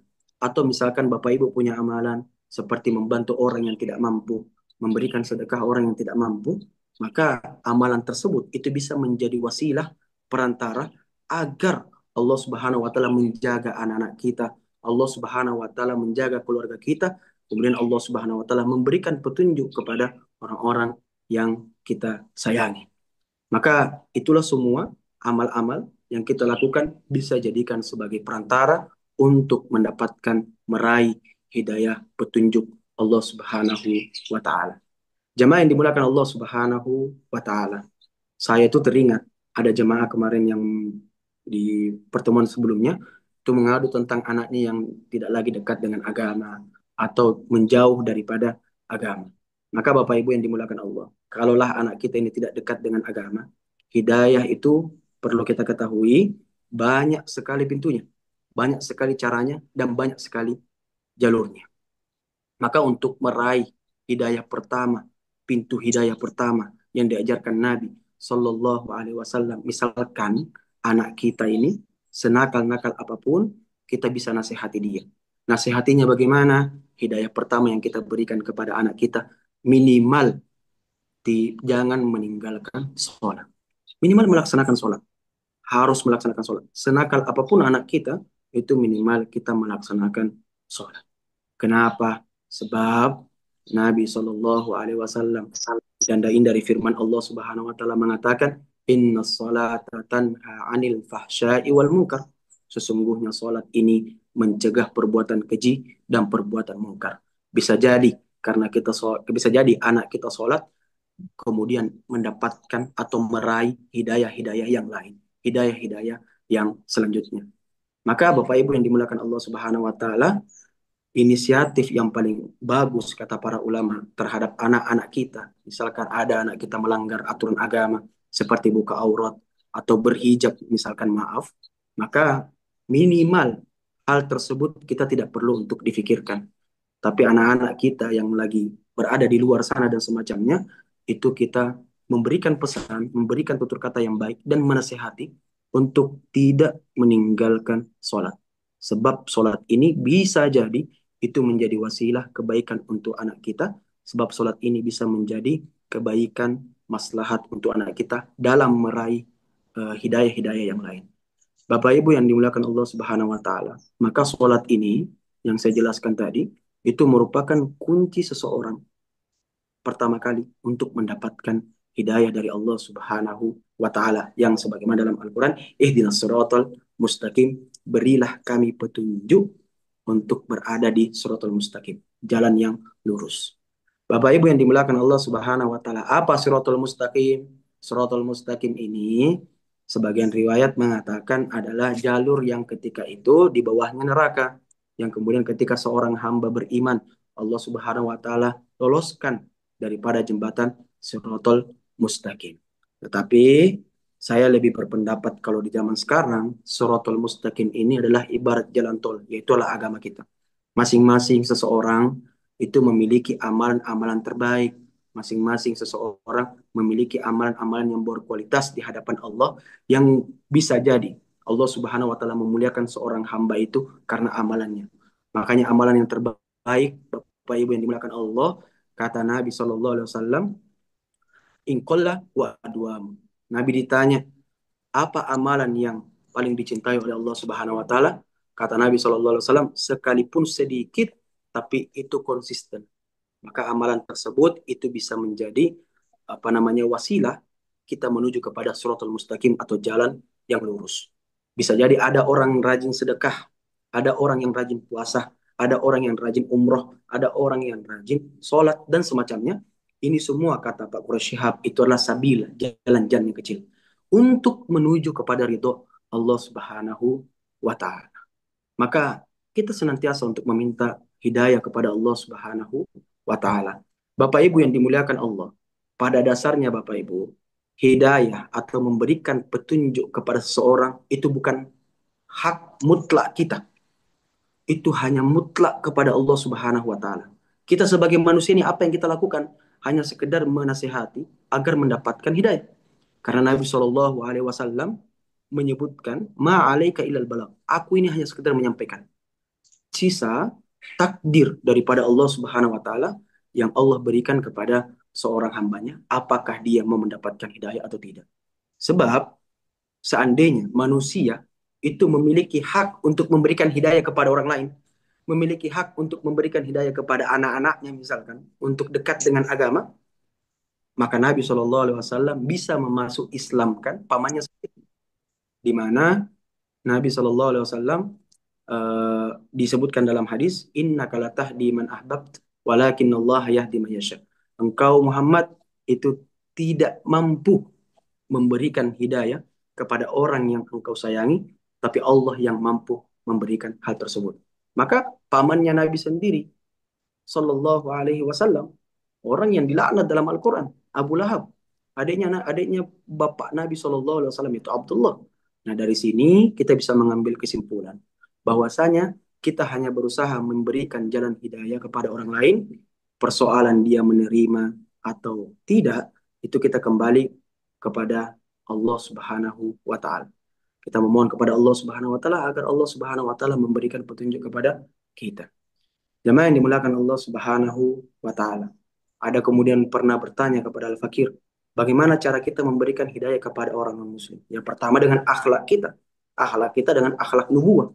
Perlu kita toleransi dan semacamnya. Bisa jadi dengan wasilah kita berakhlak kepada orang lain itu, orang non-muslim itu, sebab dia itu masuk surganya Allah Subhanahu wa taala, kemudian dia memeluk Islam. Bapak Ibu yang dimuliakan Allah Subhanahu wa taala, perdebatan tidak lagi digunakan kepada orang selain daripada non-muslim ini. Perdebatan yang kita lakukan hanyalah sia-sia. Yang perlu kita lakukan untuk non-muslim, untuk mendapatkan hidayah, pertama dengan akhlak tadi, yang kedua adalah ajarkan dia tentang Nabi Muhammad Sallallahu Alaihi Wasallam. Kita suruh untuk baca sirahnya, membaca riwayatnya, membaca biografinya. Sebab Al-Imam Al-Busiri disebutkan dalam syairnya, "Wa man huwal ayatul kubra li mu'tabirin, wa man huwan ni'matul uzma li muqtarimih." Kalau kita mencari kebenaran, satu saja. Tanda yang paling besar terhadap orang yang mencari kebenaran, ajarkan dia tentang Nabi Muhammad sallallahu alaihi wasallam. Bapak Ibu yang dimuliakan Allah Subhanahu wa taala. Siratal ladzina an'amta alaihim, di ayat setelahnya, ghairil maghdubi alaihim waladdallin, jalan yang dimana Allah Subhanahu wa taala, engkau telah nikmati ya Allah, engkau telah berikan nikmat kepada kita semua, alaihim kepada mereka, ghairil maghdubi alaihim, bukan jalan yang engkau murkah di dalamnya dan bukan jalan yang sesat. Bapak Ibu yang dimuliakan Allah Subhanahu wa taala, siapa sih yang diberikan nikmat pada ayat ini? Siratal ladzina an'amta alaihim. Di dalam Al-Quran, Allah Subhanahu wa Ta'ala menjelaskan siapa yang diberikan nikmat tersebut. Yaitu adalah minan nabiyyin, was-siddiqin, was-syuhada, was-salihin, wa hasuna ulaika rafiqa. Pertama adalah orang-orang yang diberikan nikmat adalah para nabi. Yang kedua adalah was-siddiqin, orang-orang yang jujur. Mereka beriman dengan tulus di hadapan Allah Subhanahu wa Ta'ala. Wasyuhada, dan orang-orang yang syahid. Seringkali juga kita salah paham terhadap makna daripada syahid itu sendiri atau jihad. Katanya orang yang syahid adalah orang yang gugur di medan perang. Bapak Ibu, di zaman sekarang yang namanya jihad tidak lagi bentuknya adalah perang. Jihad itu tidak lagi bentuknya adalah kita membunuh orang yang selain daripada agama kita. Jihad yang sebenar-benarnya jihad itu banyak bentuknya. Ini dijelaskan oleh guru kami, Dr. Salim Abu Asif. Beliau menjelaskan fisabilillah ini banyak. Fisabilillah misalkan adalah ada anak kita, dia berniat untuk mencari ilmu, itu adalah jihad fisabilillah. Maka tatkala ketika dia meninggal, maka disitulah Allah Subhanahu wa taala memberikan gelar sebagai syahid. Anak kita mencari uang, anak kita mencari rezeki. Tatkala ketika meninggal, Allah Subhanahu wa taala memberikan gelar syahid. Suami kita yang keluar dari rumahnya dengan niat memberikan makan kepada keluarganya, anak-anaknya, maka niat itu disebut jihad. fi sabilillah. Tatkala ketika misalkan dia meninggal di pertengahan jalan, maka Allah Subhanahu wa taala mentuliskan untuk orang yang meninggal tersebut itu jihad fisabilillah. Bahkan Bapak Ibu yang dimuliakan Allah, jihad fisabilillah ini adalah melihat kasih sayang atau memberikan empati kepada orang lain dibanding diri kita sendiri. Seperti misalkan Bapak Ibu yang dimuliakan Allah, kata guru kami itu, kalau ada orang terus menerus umrah, sedangkan di samping rumahnya itu ada orang yang kelaparan, maka memberikan makan orang yang lapar itu lebih afdol dibanding orang yang terus menerus umrah. Ada orang yang terus ingin membangun masjid, membangun pesantren, di mana di kampung itu sudah banyak masjid, maka membangun masjid hal yang baik, tapi tidak dianggap jihad. Maka perlunya kita menyadari terhadap kasih sayang sesama muslimin untuk kiranya kita berniat apapun yang kita lakukan itu adalah jihad fi sabilillah atau kita berperang di jalan Allah Subhanahu wa taala. Saya itu pernah membaca tentang masalah jihad ini. Satu kampung itu akan berdosa ketika ada satu anak dia mau berangkat keluar dari kampung tersebut ingin belajar, tetapi satu kampung ini tidak ada yang membantu, maka disitulah satu kampung ini itu mendapatkan dosa. Sebab kita mengharapkan anak tersebut untuk kembali ke kampung mengabdi, atau mereka kita mengharapkan pahala daripada anak tersebut yang dimana anak tersebut dalam keadaan jihad fisabilillah. Jemaah yang dimuliakan Allah Subhanahu wa taala. Inilah definisi atau pengertian jihad. Atau jihad itu tidak lagi berbentuk perang. Kalaupun masih ada sampai sekarang yang dimana mereka membela tanah airnya, itu bisa dikategorikan jihad. Tapi jihad tidak selamanya itu adalah bentuknya perang. Bapak Ibu yang dimuliakan Allah Subhanahu wa taala, di ayat terakhir ini ada kalimat ghairil maghdubi alaihim waladdallin. Maghdub itu adalah yang dimurkai, waladdallin itu adalah yang sesat. Al-Imam Ar-Razi menyebutkan bahwa kemungkinan yang dimaksud daripada al-maghdub dengan ad-dallin, orang yang dimurkai dan orang yang sesat, pertama orang yang dimurkai itu adalah orang kafir dan orang yang sesat itu adalah orang munafik. Dan ini dijelaskan dalam surah Al-Baqarah, yaitu adalah surah Al-Baqarah ayat ke-6, yaitu innal ladzina kafaru sawa'un 'alaihim a andartahum am lam tundirhum la yu'minun. Sesungguhnya orang-orang kafir sekalipun diberikan peringatan atau tidak diberikan peringatan, fahum la yu'minun, mereka tidak beriman. Inilah mereka yang dimurkai oleh Allah Subhanahu wa taala. Lantas kemudian yang munafik yaitu adalah orang-orang yang sesat, di mana disebutkan dalam suratul Baqarah ayat ke-8, wa minan nasi may yaqulu amanna billahi wa bil yaumil akhir wa ma hum bimumin. Dan di antara manusia mereka mengatakan saya beriman terhadap hari akhir, tapi pada dasarnya mereka tidak beriman. Ini yang disebutkan atau tafsir daripada orang-orang yang sesat. Timbul pertanyaan Bapak Ibu yang dimuliakan Allah. Seringkali kita dengar ustadz-ustadz mengatakan bahwasanya orang yang dimurkai dan orang yang sesat adalah Yahudi dan Nasrani. Tetapi pada dasarnya al-maghdubi alaihim di sini yang paling rajih atau yang paling unggul riwayatnya yaitu adalah mereka yang dimurkai, yaitu adalah orang-orang kafir, dan mereka yang sesat adalah orang-orang yang munafik. Saya kira itu merupakan tafsir daripada al-maghdubi alaihim. Kemarin saya datang di Sukabumi, terus saya datang ke perpustakaan, kemudian saya menemukan beberapa kitab termasuk adalah tafsir Al-Munir karangannya Syekh Wahbah Az-Zuhaili, seorang ulama besar Al-Azhar. Ada di perpustakaan tersebut, beliau menjelaskan, memberikan jalur yang lurus bahwasanya Yahudi dan Nasrani yang dimasukkan dalam ayat ini sebenarnya itu contoh doang. Pada dasarnya adalah menurut Syekh Wahbah itu seseorang yang dimurkai dan seseorang yang sesat itu adalah orang-orang yang membangkang, orang-orang yang tidak beriman kepada Allah Subhanahu wa taala. Maka sebagai contohnya adalah Yahudi dan Nasrani. Dari tafsir Al-Munir yang saya dapatkan jawabannya itu mengatakan bahwasanya Yahudi dan Nasrani tafsir daripada Al-Maghdubi alaihim waladdallin itu dianggap sebagai pendapat yang lemah. Bapak Ibu yang dimuliakan Allah Subhanahu wa taala, kesimpulan daripada surah Al-Fatihah ini Surah Al-Fatihah ini mengandung pujian, pengagungan terhadap zat Allah Subhanahu wa taala yang maha tinggi, zat Allah Subhanahu wa taala yang maha besar. Di dalam surah ini juga itu terdapat kasih sayang Allah yang diulang dua kali.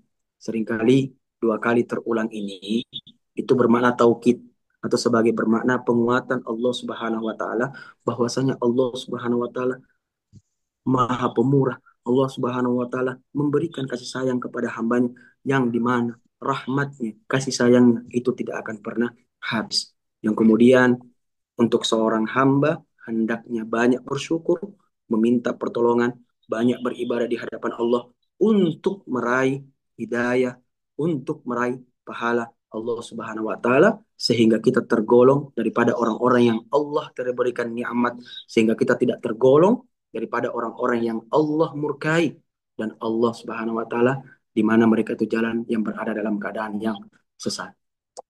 Kemudian Bapak Ibu, timbul pertanyaan mungkin di sini, pembacaan amin. Nah, itu bermakna adalah terimalah doa kami. Nah, membaca amin itu disunnahkan ketika selesai membaca Al-Fatihah.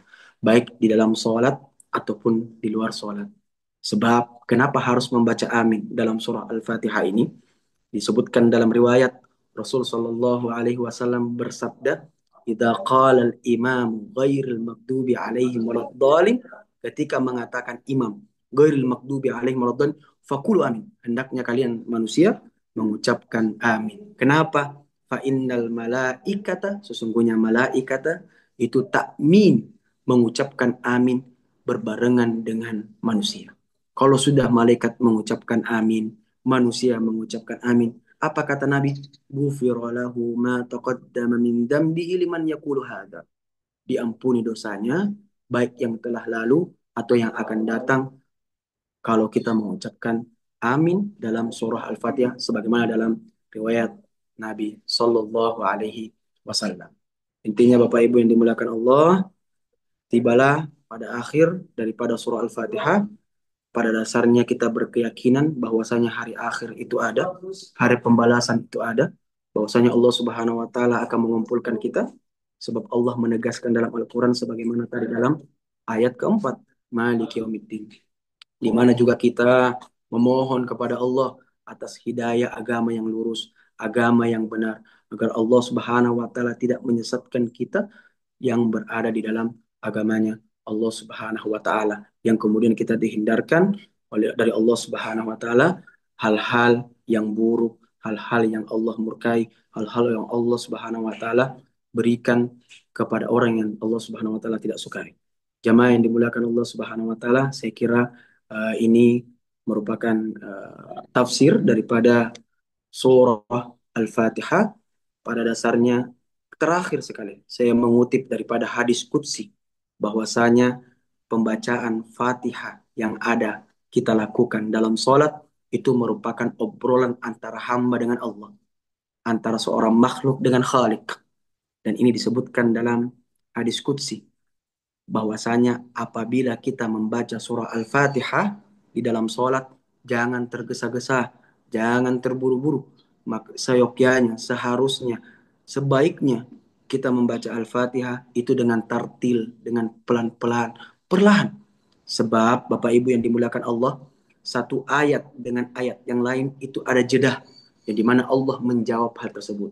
Itulah kenapa tadi saya bilang bahwasanya Al-Fatihah yang dibaca dalam sholat itu merupakan obrolan antara makhluk dengan Allah Subhanahu wa taala. Maka misalkan seorang hamba mengatakan dalam hadis qudsi, qasamtus salata baini wa baina abdi nisfain. Saya membagi Al-Fatihah dalam salat itu setengah. Setengah untuk aku kata Allah dan setengah untuk hambaku. Kemudian ketika seorang mengatakan Alhamdulillahi Rabbil Alamin, Allah Subhanahu wa taala mengatakan Hamidani abdi, hambaku memujiku. Ar-Rahmanir Rahim, Athna alai abdi, hambaku memujiku lagi kembali. Maliki Yaumiddin, Allah menjawab apa? Majjadani abdi, bahwasanya hambaku itu mengagungkan dan memuliakan aku. Iyyaka na'budu wa iyyaka nasta'in. Hada baini wa baina abdi. Ini adalah untukku dan untuk hambaku. Ihdinas siratal mustaqim, siratal ladzina an'amta alaihim, ghairil maghdubi alaihim waladdallin. Allah menjawab, wali abdi masa'al. Ini untukku, tapi saya akan jawab semua apa yang hambaku minta. Maka dari perantara Al-Fatihah, bacaan Al-Fatihah ini, semoga Allah Subhanahu wa taala menambah keimanan kita, semakin kita mendekatkan diri kepada Allah Subhanahu wa taala dan mengajarkan apa yang telah kita dapatkan dari kajian tafsir surah Al-Fatihah. Saya kembalikan kepada moderator. Wallahu a'lam bishawab. Baik, alhamdulillah, syukran Ustaz atas apa yang sudah disampaikan sebagai tafsir dari surat Al-Fatihah, yang juga Ustaz sampaikan surat Fatihah ini sebagai Ummul Quran, juga sebagai Sab'ul Mathani, di mana surat Fatihah ini adalah Makkiyah, ya, dan juga turunnya berdekatan dengan peristiwa Isra Mi'raj, yang dalam konteks itu surat Fatihah ini menjadi rukun dalam sholat kita, ya, yang selalu kita baca berulang-ulang dalam sholat lima waktu kita. Baik, barangkali selanjutnya ada pertanyaan Ustadz. Di room chat kita saya lihat ada dua pertanyaan, kemudian ada juga yang raise hand. Yang pertama barangkali saya sampaikan dari room chat, yaitu dari Ucita, ya. Izin bertanya Pak Ustadz, ketika pada saat makan lupa baca bismillah, nanti pada saat makan telah masuk di mulut, barulah ingat dan berkata astagfirullah. Kemudian baca bismillah, bagaimana hukumnya Pak Ustadz? Sepertinya tadi sudah disampaikan Ustadz, ya. Jadi Iya. kalau lupa membaca bismillah pada saat awal makan, tadi Ustadz sampaikan, pada saat ingat, maka bismillahi awalu wa akhiru, itu Ustadz, ya. Ah, itu tadi sudah disampaikan oleh Ustadz, barangkali untuk menjawab pertanyaan dari Sahjan Cita. Kemudian yang kedua, Ustadz, ada pertanyaan juga dari Bang Ahmad Bangsali. Ustadz, mohon dijelaskan kembali perbedaan Ar-Rahman dan Ar-Rahim dan hak-hak bagi orang non-Muslim dan bagi yang Muslim. Fadal Ustadz, untuk Baik. bisa menjawab Jadi dan menjelaskan. Ar-Rahman itu sebenarnya satu akar kata semuanya. Itulah rahmat, kasih sayang. Saya ambil daripada penjelasan Al-Imam Al-Qurtubi bahwasanya apa yang ada di alam semesta ini itu merupakan rahmat dari Allah Subhanahu wa taala. Adanya rahmat itu menghendaki adanya alam semesta. Sebab tadi Al-Imam Al-Ghazali mengatakan ar-rahmatu tastad'i marhum, bahwasanya kasih sayang itu perlu aksi, kasih sayang itu perlu objek. Tatkala kita menyayangi seseorang, itu perlu bukti, perlu aksi terhadap hal tersebut. Sebab Allah Subhanahu wa taala membuktikan hal tersebut dengan penciptaan alam semesta. Sebagian juga riwayat, ini tambahan, bahwasanya Rahman ini yaitulah kasih sayang Allah Subhanahu wa taala yang ada di dunia, Ar-Rahim kasih sayang Allah Subhanahu wa taala yang ada di akhir. Maka eh, ketika orang masuk surga, selain daripada faktor yang menunjang kita masuk surga adalah amal soleh, itu adalah menggapai rahmatnya Allah Subhanahu wa taala. Seseorang itu sekalipun banyak ibadahnya, tapi dia tidak mendapatkan rahmat, itu tidak juga mendapatkan surganya Allah Subhanahu wa taala. Maka kalau rahman pertama itu bisa bermakna adalah kasih sayang Allah berupa penciptaan langit dan bumi. Rahim yang kedua itu adalah kasih sayang Allah yang akan Allah berikan ketika nanti kita berada di hadapan Allah Subhanahu wa taala. Itu saja. Kemudian apa tadi pertanyaannya Pak? Saya untuk non muslim. Dan hak-hak bagi Ya, untuk orang, non muslim. oh ya, ya. Ya. Untuk rahim itu khusus mutlak kepada orang-orang yang mengimani Allah. Sedangkan kata Rahman itu tetap diberikan kepada seluruh makhluk yang ada di alam semesta ini yang Allah ciptakan. Jadi termasuk adalah orang-orang muslim yang mereka itu juga tetap mendapatkan rahmat. Rahmatnya apa? Yaitu adalah mereka mendapatkan nikmat yang Allah berikan, yang bisa jadi itu berupa nikmat atau bisa jadi istidraj. Yang istidraj itu adalah rezeki yang Allah kasih itu bisa jadi sebagai ban. Nah, seperti itu. Saya kira ya begitu. Makna daripada Ar-Rahman Ar-Rahim baik kepada orang muslim ataupun kepada non muslim. Muslim. Baik, sekarang Ustaz. Berikutnya ada yang raise hand, Ustaz. Dari Sajan Resmi Amin. Yang pertama kali raise hand. Tempat waktu silahkan Sajan Resmi Amin untuk bisa menyampaikan pertanyaan kepada Ustadz. Saya persilakan. Fadal.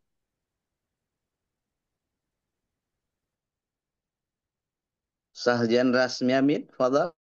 Silakan. Oh, yang berikutnya, yang resen, Aditya Akram. Fadal. Silakan. Baik, terima kasih.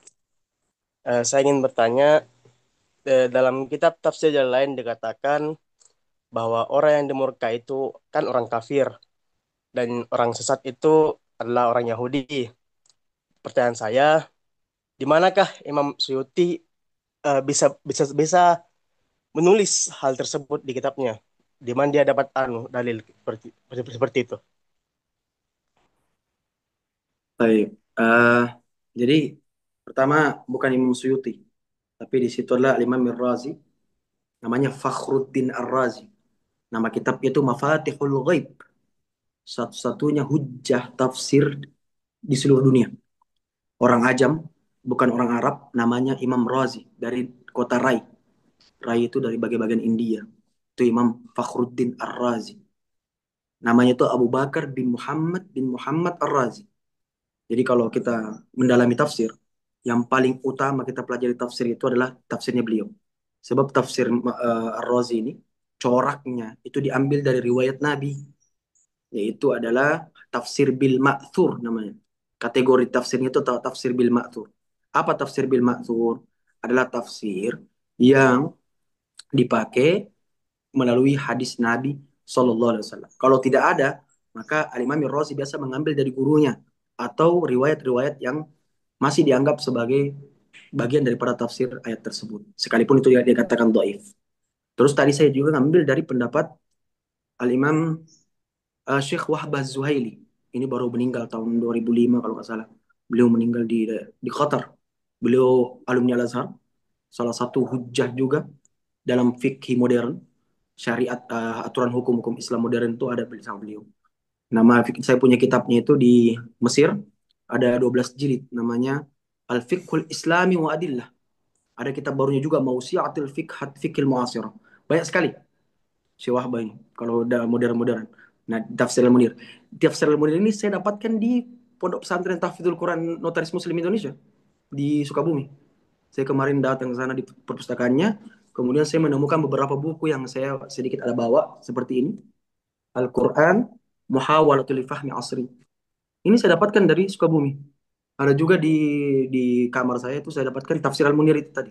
Ada lagi Al-Islam wa Hadaratul Gharb. Islam dan peradaban di masa nanti untuk orang Barat yang dibuat sama Syekh Yusuf Qaradawi. Banyak sekali uh, ilmu-ilmu yang bermanfaat yang saya dapatkan ya, dari perpustakaan kemarin itu. Ya saya kira itu dalil-dalilnya yang kenapa dia ngambil ya pertama dari hadis tadi. Baik, Ustaz. Selanjutnya tadi yang tertunda, yang resen, ya Sajan Rasmi Amin. Tadi sudah memberi syarat, Terima belum kasih Ustaz. menyampaikan Assalamualaikum persilakan. warahmatullahi wabarakatuh. Waalaikumsalam warahmatullahi Mohon maaf Pak, wabarakatuh. tadi Silakan. masih belum aktif bekerja Ustaz. Ya, Yang Ustaz. pertama yang saya mau tanyakan adalah tentang membaca Al-Fatihah bagi makmum Ustaz. Jadi betul bahwa ada beberapa pendapat memang bahwa ada yang mengatakan bahwa membaca Al-Fatihah itu bagi makmum adalah menyimak dulu, nanti setelah imamnya selesai baru membaca Al-Fatihah. Ustaz ya, ada juga yang mengatakan kalau saya tidak salah Hanafi dan Hambali mengatakan bahwa itu bagian atau sudah tercover yang dibacakan oleh imam. Ada juga yang mengatakan bahwa baca pelan-pelan, tapi jangan mendahului imam. Nah, kalau bagi saya Ustaz adalah sama dengan Ustaz, yaitu Mas Syafi'i, yaitu membaca Al-Fatihah setelah imam membaca waladdolim, kemudian kita membacanya.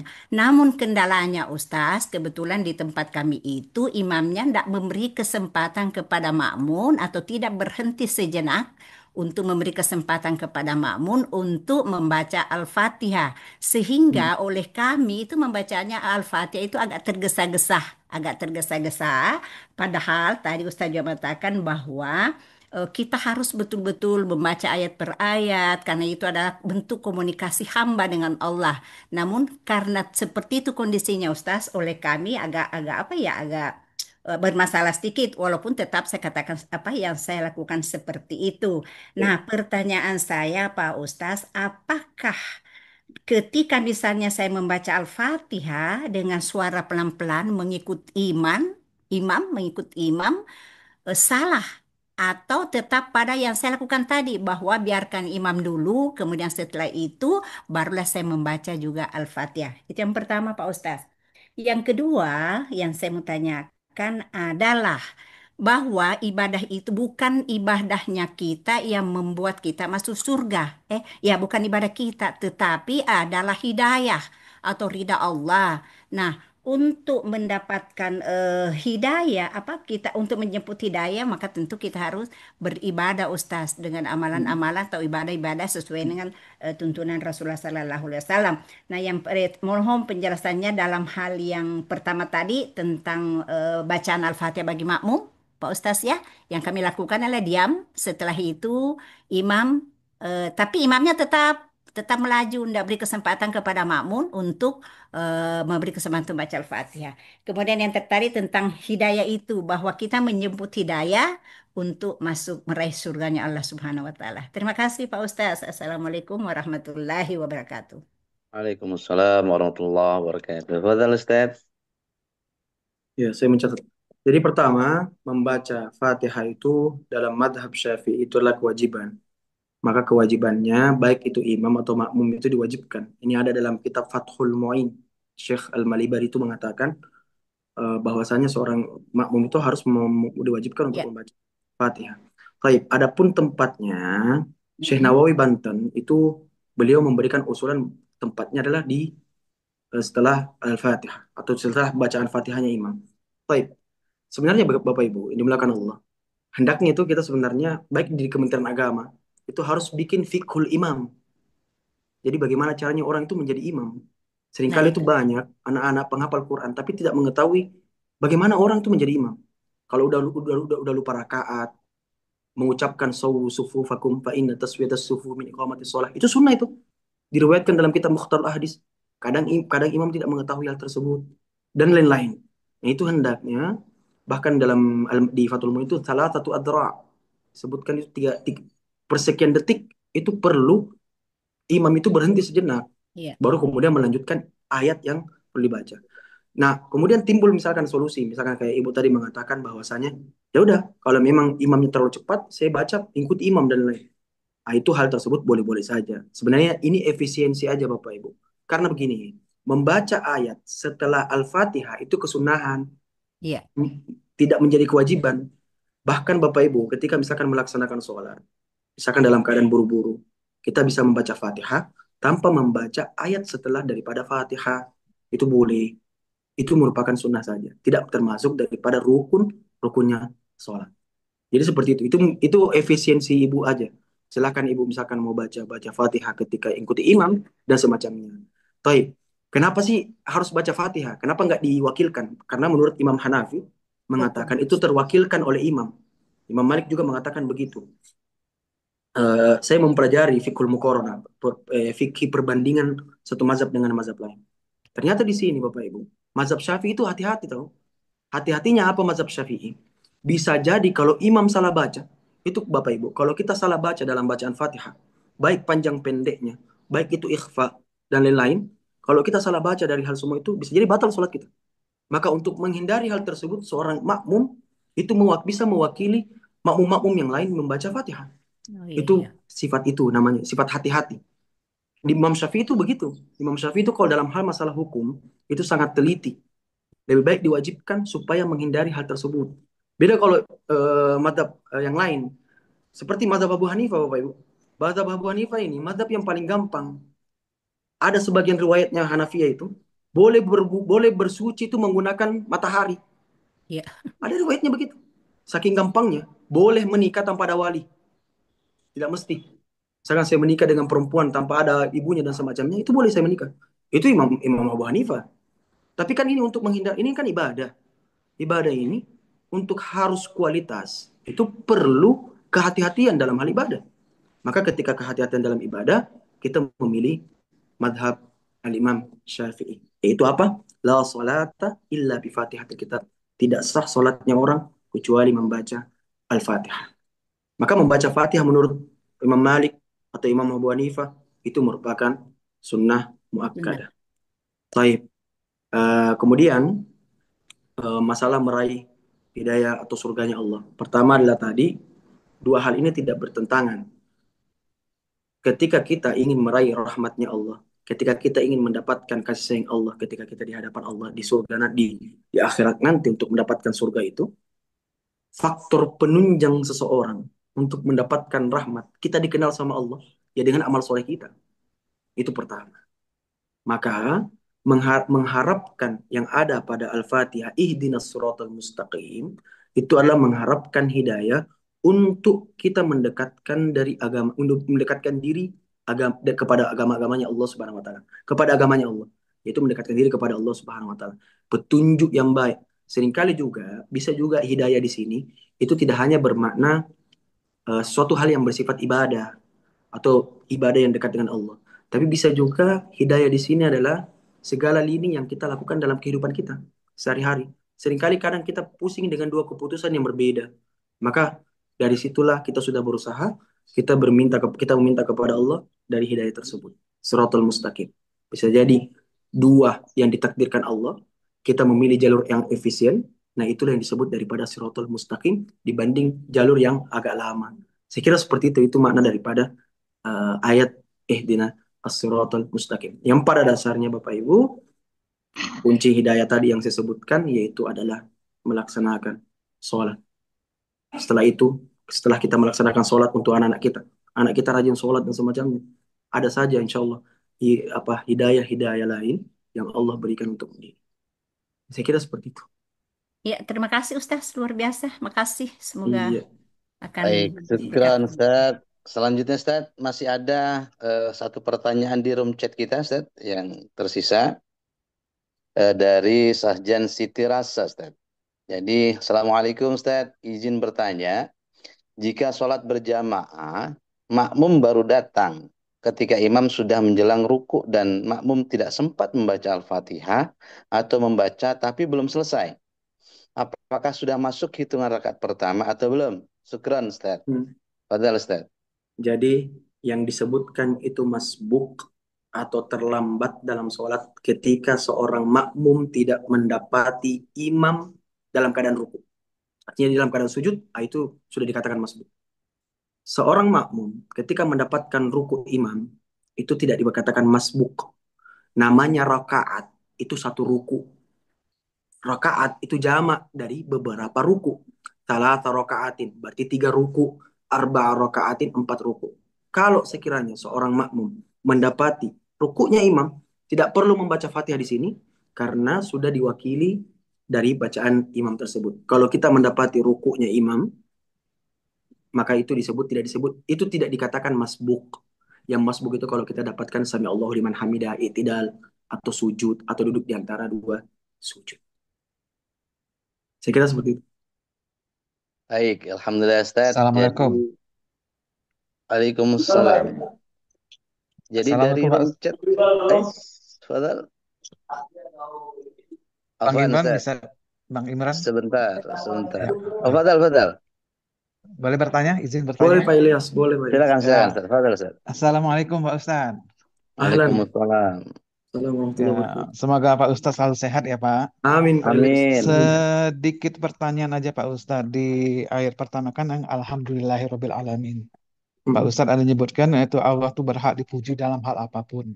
mm, Musibah yang menimpa kita ataupun apa yang kita diberi kenikmatan. Dalam hal kita dapat musibah itu kita juga harus memuji Allah. Katanya ada bacaan yang memang bukan alhamdulillah, yang alhamdulillah ala kulli hal itu termasuk kayak apa ya Pak Ustadz ya? Atau gimana? Saya membedakan alhamdulillah, ada yang suka nyebut alhamdulillah ala kulli hal. Kalau yang bersifat musibah ya yang itu yang kedua tadi. Itu aja dulu Pak Ustaz. Ada lagi mau tanya kan saya lupa sebenarnya tadi. Nanti saya menyusul ya. Sementara itu Baik, dulu Pak Ustaz. makasih Bro Ilyas. Ya, makasih Pak Imran. Yuk, Assalamualaikum. Syukran. Waalaikumsalam. Ustaz, fadhal, Ustaz. Ya, jadi pertama mengucapkan Alhamdulillah Rabbil Alamin dalam keadaan orang terkena musibah ini dari riwayat Ad-Darimi. Itu pertama. Yang kedua, Alhamdulillah ala kulli hal itu dari riwayatnya Imam Al-Bukhari. Kebetulan saya dapat dalam tafsir kitab tafsir itu mengatakan Alhamdulillah Rabbil Alamin. Nah, tapi memang di riwayat yang lain mengatakan di Bukhari itu mengatakan eh, Alhamdulillah ala kulli hal.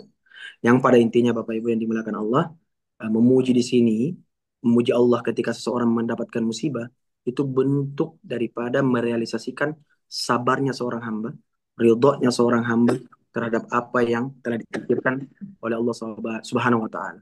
Saya kira seperti itu. Jadi memang dua riwayat aja pengucapan itu. Ya. Oh iya, satu lagi Pak Ustadz, saya lupa nih. Tadi kan terakhir penjelasan Ustadz, itu kan ada hadis kursi yang kalau kita baca Al-Fatihah itu Allah menjawab ya. Iya. Hambaku memujiku ya, Hmm. kalau nggak salah ya Pak Ustadz ya. Hmm. Terus kalau orang yang membaca Al-Fatihahnya kebut satu napas, itu Allah tidak akan menjawabnya atau apa gimana Pak Ustadz? Tidak masuk di hadis ini atau gimana gitu Pak Ustadz? Makasih Pak Ustadz. Eh, ada gurunya Bunda Irma, namanya Syekh Ahmad Aisa Al-Ma'rasawi. Al-Ma'sarawi. Itu pernah beliau ngaji di Jakarta. Saya pernah dengar juga beliau mengatakan pembacaan Al-Fatihah dalam satu nafas itu dikatakan tidak tertil. Itu pertama. Beliau berpendapat begitu, tidak dikatakan tertil. Al-Quran itu warattilil Qur'ana tartila. Kalau kita Bapak Ibu baca Quran, itu sering kita mendapatkan tanda-tanda wakaf dalam Al-Quran. Tanda-tanda berhenti dalam Al-Quran. Kalau mim, itu bermakna wajib berhenti. Nah, kalau kita melihat susunan ayat, yang nyambung itu Alhamdulillah Rabbil Alamin sampai ke Malik Yaumiddin. Makanya kalau Bapak Ibu lihat misalkan di Al-Quran itu, dia sholat kalau nggak salah. Dia bisa disambung, bisa enggak. Tapi kalau memang baca satu ayat, lebih bagusnya seperti itu. Itu pertama, tidak tartil ya. Yang kedua, Nabi SAW mengatakan, Iqra'ul Qur'ana bilhunil Arab. Bacalah Al-Quran dengan bacaannya orang Arab. Bacaannya orang Arab yang kita kenal, itu tidak tergesa-gesa. Bacaannya orang Arab tidak mendayu-dayu. Biasa saja, tapi begitu khusyuk kita dengar. Nah, seperti itu yang diajarkan sama Nabi Sallallahu Alaihi Wasallam untuk membacanya. Makanya saya kalau dulu ada masalah apa namanya baca Quran langgam Jawa itu, pertama itu menyalahi tajwid, sudah menyalahi tajwid. Pertama yang kedua adalah menyalahi perintah Nabi Sallallahu Alaihi Wasallam bahwa membaca Al-Quran harus dengan bacaannya orang Arab. Bacaannya orang Arab apa? Hijaz, Sika, yang kita kenal musik-musiknya, bentuk nagamnya. Sika, Hijaz, Ros, Bayati, dan semacamnya. Saya kira seperti itu.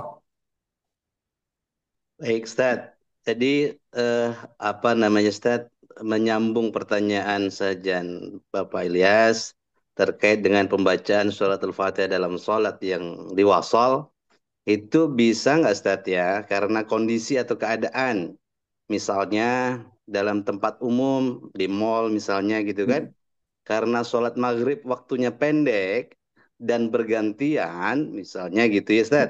Iya. Sehingga imam dengan pertimbangan keadaan tadi akhirnya membaca suratul Fatihahnya dengan wasal sebagaimana tadi saya sampaikan sampai dengan iyyaka na'budu wa iyyaka nasta'in misalnya. Itu gimana Ustaz ya? Apakah itu pilihan yang baik atau bagaimana Ustaz? Betul Ustaz. Bapak Ibu yang dimuliakan Allah, adanya al-waqfu wal ibtida atau wakaf atau kita memulai bacaan itu sebenarnya hanyalah karena persoalan nyambung maknanya dan tidak nyambungnya maknanya. Itu pertama yang kita harus tahu. Kenapa kita harus wakaf? Karena ayat setelahnya itu berbicara berbeda dengan ayat sebelumnya. Nah, di sini kita bisa mengambil kesimpulan kalau tadi kita sudah bahas bahwasanya Al-Fatihah ini terbagi dua, maka kita bisa lanjut kita bisa baca baca cepat di Alhamdulillah Rabbil Alamin sampai ke Malik Yaumiddin. Habis itu kita ngambil nafas ya kana abudu wa ya kana nasta'in. Setelah itu kita lanjut lagi. Ihdinas shiratal mustaqim, shiratal ladzina an'amta 'alaihim ghairil maghdubi 'alaihim waladdallin. Kalau memang sanggup dalam hal tersebut. Jadi Jadi masalah wakaf dan ibtidah ini memang sekalipun gak ada di masa Nabi SAW. Bapak Ibu bisa lihat kok di Al-Quran yang ada tanda-tanda wakafnya. Sayangnya di HP saya tidak ada ayat tanda-tanda wakaf di sini. Tapi pada dasarnya, kalau dia bentuknya itu mim, maka itu dia wajib wakaf. Kalau dia berbentuk sod baru lam, itu bisa nyambung. Bisa nyambung, bisa berhenti. Sod sama lam. Biasanya di akhir ayat begitu. Nah, itu pentingnya juga kita tahu bahasa Arab sebenarnya. Supaya kita kadang ngomong tahu bedanya yang mana ini nyambung ayatnya apa enggak dan semacam. Saya kira begitu, Pak. Baik, Ustaz, ada masih di room chat kita, Ustaz, yang masih bertanya. Boleh, Ustaz? Jadi dari Sajan Mustika Rashidah, ya. Pertanyaannya begini, Ustaz. Saya pernah sholat berjamaah dengan ayahanda saya. Lupa rokaat sholat maghrib harus masih satu rokaat. Spontan saya nyebut subhanallah. Padahal kalau makmum perempuan harus tepuk tangan. Tapi tangan saya sedang sakit. Bagaimana ini, Ustaz? Dan saya pernah mendengar boleh berhenti sejenak setelah ayat keempat Al-Fatihah berdoa dalam hati. Apakah bisa seperti itu dalam keadaan sholat atau baiknya setelah sholat? Jazakallah khairan katsiran, Ustaz. Fadhal, Ustaz. Jadi memang Imam Syafi'i ya, di madhab kita itu menganjurkan perempuan itu membaca eh, apa bukan baca menepuk pun apa namanya paha kita paha-pahanya. Sebenarnya begini Bapak Ibu. Sebenarnya ini hanya menghindari fitnah aja. Karena dulu suara perempuan itu dianggap aurat. Yang kedua adalah boleh mengucapkan subhanallah ketika dalam keadaan kita mahram. Suami saya imam, saya makmum, istrinya makmum, maka ketika misalkan lupa rakaat, boleh seorang istri mengucapkan subhanallah.